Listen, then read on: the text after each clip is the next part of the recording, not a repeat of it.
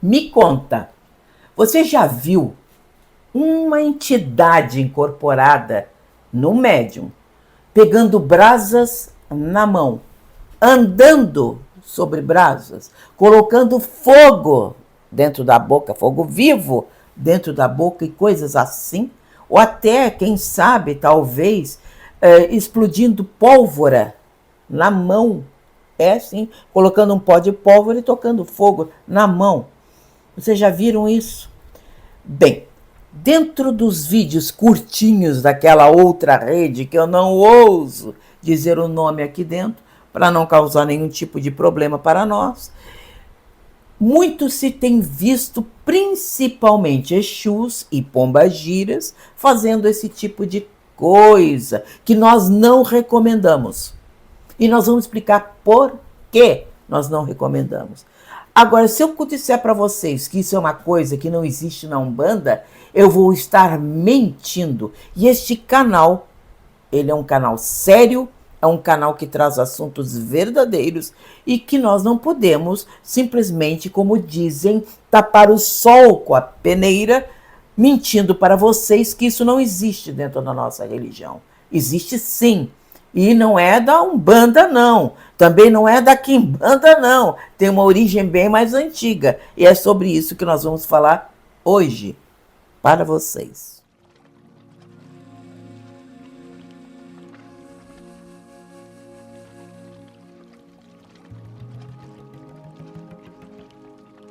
Lá na África, existe uma prova. Uma prova que eu estou mostrando aqui algumas imagens para vocês. Porque é de um vídeo que nós retiramos algumas imagens apenas. Que mostra a prova do Adjere. Adjere é uma prova que simplesmente o Elegum, que é um médium, você sabe que na África existe só um médium que incorpora o orixá. Certo? Não é todo mundo incorporando, como a gente vê aqui no Brasil. É um médium apenas. Aquele médium é o representante do orixá na sua aldeia, na sua cidade, na sua região. E tem uma prova com a Adjere, onde mostra, no caso, um Elegum de Oiá, de Ansan, colocando uma panela de ferro com fogo na cabeça. É uma prova muito comum já lá na África, que se vê, que também traz inúmeras questões. Uma delas não é só reportar um mito muito importante, que vale a pena a gente conhecer e vamos citar aqui, mas também mostra o médium, a profundidade da incorporação, do domínio da entidade sobre aquele corpo físico, não permitindo que o médium sinta ou que sofra algum tipo de constrangimento. É uma prova que remonta ao mito, que é o mito de Oiá e de Xangô. Conta-se que Exu, porque na verdade quem é o dono do fogo é Exu, orixá. Exu é o dono do fogo. Conta-se que Xangô ordenou a Oiá, foi assim que apareceu no jogo, né? no jogo de Ifá, que Oiá deveria ir até Exu e pedir um determinado elemento, porque Xangô queria dominar o fogo também. Lá foi Oiá. Conta-se que Exu deu um vasilhame com um líquido vermelho. Este líquido vermelho, quando ingerido, enfim, ele daria capacidade a Xangô de dominar o fogo. Lá foi Oiá. Exu envolveu numa folha, envolveu aquele vasilhame e entregou para Oiá. Oiá, muito curiosa que era, essa belíssima mulher, ela deu vontade de espiar o que tinha dentro daquela cabacinha. Abriu e olhou aquele líquido vermelho e disse, olha só, e resolveu dar um golinho, uma bebidinha naquele líquido. Fechou muito bem e voltou para entregar para seu marido Xangô. Mas chegando, ela, quando entregou para Xangô, ela disse, olha Xangô, eu estou entregando a sua vasilhame. Quando ela disse isso, começou a sair chamas de sua boca. demonstrando que ela tinha entrado em contato com o líquido, não é? Não sei que tipo de advertência Oiá teve, mas Xangô bebeu o resto do líquido e ficou assim. De Xangô, da cabeça de Xangô, sai chamas, brasas, fogo, fogaréu de Xangô, enquanto que Oiá sai pela boca de Oiá as chamas. Então, desse modo, os mitos africanos querem mostrar que tanto Oiá quanto Xangô, por isso que dizem inclusive que Oiá é Xangô de saias, assim se diz no candomblé e nos cultos africanos, da semelhança de domínio de energias que tanto um orixá quanto o outro tem. Eles são extremamente semelhantes, Oiá e Xangô. Relembrando esse mito, lá na África, o que eles fazem? Eles fazem a panela de fogo do Adjere, quando ela incorpora, quando vem a energia de Ansan no seu Elegum, é colocada essa panela de fogo e ela desfila com a panela de fogo ardendo em chamas, e não é uma panela comum. Além dela ser de ferro, alcançando um calor extraordinário, dizem que ela tem buracos do lado onde as chamas, os fogos, vão saindo para fora. Então se torna uma coisa doida na cabeça daquele legume. Mas imagina aquilo ali fumegando. E é feito assim na África. No candomblé, nós estamos mostrando uma imagem para vocês, é relembrado esse mito. E quando os eleguns, os médiums, também não é médium, os filhos de santo desses orixás, incorporam, pegam, assumem o nome que quiserem chamar o seu orixá, é colocado de novo uma panela de fogo e assim eles dançam e rememoram esse grande mito do domínio do fogo. Este mito em especial, desse domínio do fogo, entrou para a Umbanda também. E entrou para outras religiões dos cultos afro-brasileiros também. O batuque e outros mitos, inclusive dentro do próprio candomblé, é feito o acará de fogo. O que é o acará de fogo? Que é uma bola, um bolo de fogo.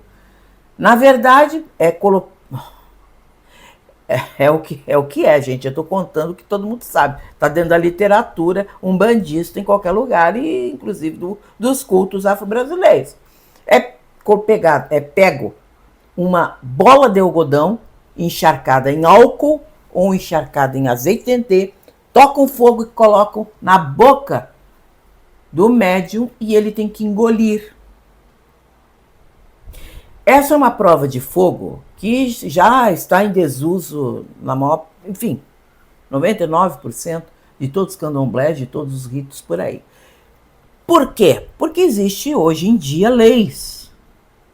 Nós estamos num país, nós não estamos mais na África. E isso as pessoas, às vezes, alguns puristas não conseguem entender. Nós não estamos na África, nós estamos num país que tem leis.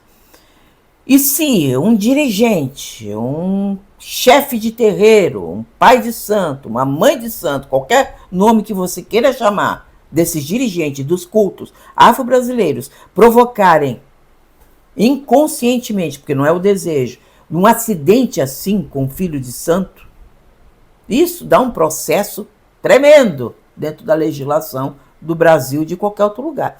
Então, essas práticas estão começando a cair em desuso, mas está dentro da literatura as provas de fogo. É isso que vocês têm que entender. Está dentro da literatura desse conhecimento que a gente tem que ter. Antigamente, conta-se que quando o dirigente, o pai de santo, chegava e dizia assim: olha, hoje é dia de prova, quando olhava assim, meia dúzia de filhos de santo já não estava mais no salão. Saíam correndo, pulando pela janela, fugindo. Era normal, era comum isso acontecer.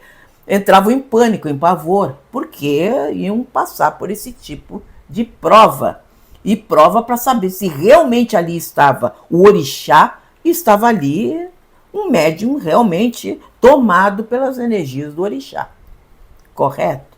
Passou para a Umbanda. A Umbanda faz também, a Umbanda antiga, principalmente, a Umbanda bem antiga, bem tradicional, ela faz provas de fogo. Em alguns terreiros, nós ficamos sabendo que alguns médiuns passam pela prova de fogo. É colocado pólvora na mão, tocam fogo e querem ver se o médium está incorporado. Porque se o médium fazer assim com a mão, é claro que ele não vai estar incorporado. Mas se ele fizer assim com a mão, vocês imaginam o pavor. Agora, o que nós podemos substituir? Por exemplo, o próprio acarajé. O acarajé, que é a comida de Ançã, dentro dos cultos afro-brasileiros, é um bolo de fogo, né?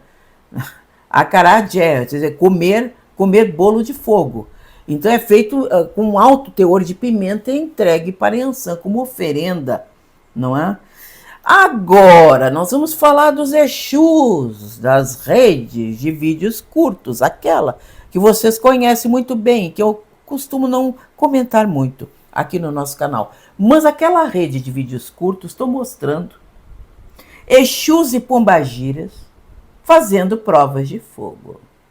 Com aquele furdunço, aquela arruaça, né, em torno para que assistam aquilo. Bom, gente, o que eu tenho visto é o seguinte, com todo respeito, eu não estou aqui desafiando ninguém, não estou aqui brincando, mas eu estou falando da palhaçada que estão fazendo por aí. Pegam verdadeiros palitinhos de papel, bem pequenininhos, assim, queimam a pontinha e colocam rapidamente na boca. Então até com assoprão você apaga. Não é isto. Nós temos visto muitas vezes entidades fazendo, nós já vimos, nós já tivemos a oportunidade de presenciar entidades caminhando sobre brasas. Brasas vivas, parando em cima.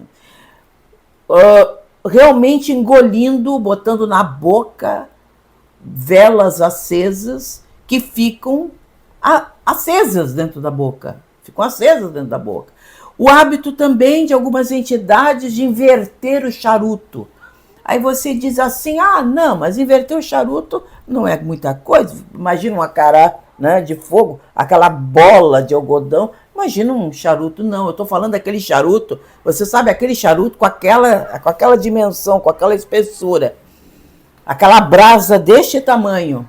Ele inverte na boca o guia e trabalha falando ali, conversando, e espetacularmente, sem problema nenhum. Nós temos visto, então, muitas provas de fogo por aí e muita palhaçada feita nas redes por aí, com Exus e pombagiras, especialmente, fazendo esse tipo de circo. Muitas vezes aprendido em manuais, em kits de mágicos por aí. Então nós temos visto muita palhaçada hoje nas redes sociais, muita falsificação, muita falsidade. E se você perguntar assim, não, mas isso é agora, isso não acontecia antigamente. Acontecia sim, muita falsificação.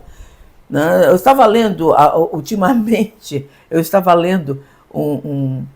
um livro muito importante de Diamantino Fernandes Trindade, que fala justamente, estou deixando aqui a capa para vocês, sobre a magia ou feitiçaria da época do Império do Brasil.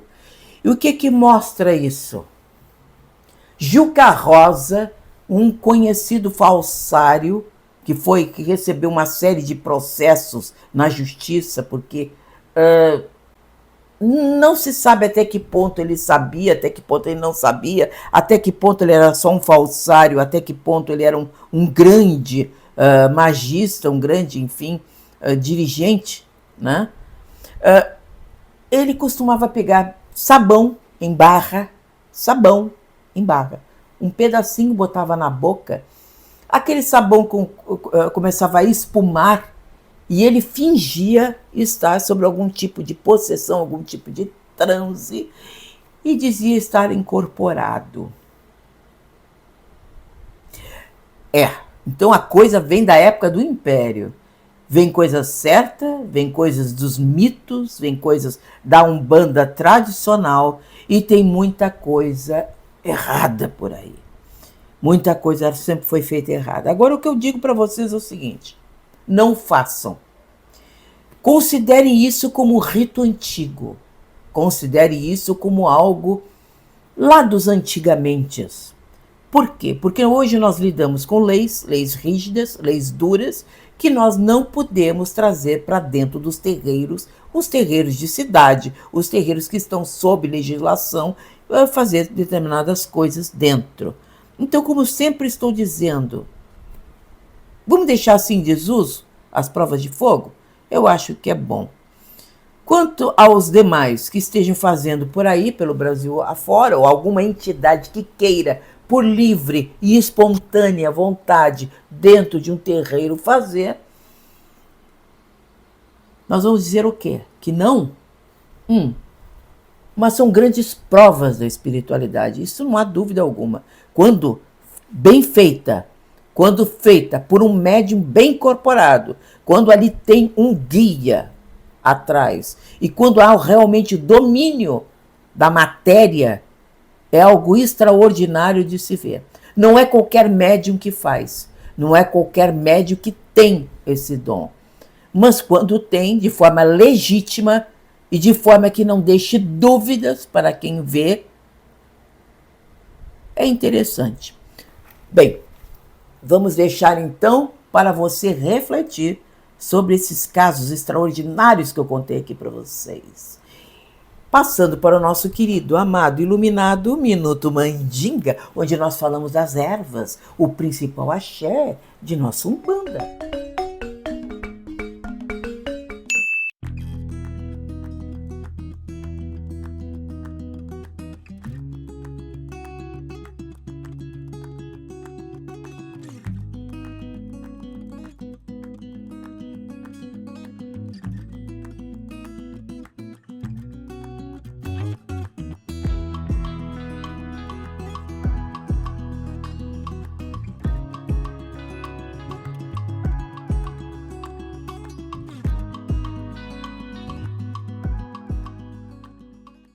Então, gostou? Até semana que vem. Repasse, comente, compartilhe, dê seu like. Tudo isso é muito importante para o crescimento do nosso canal. Então, até lá!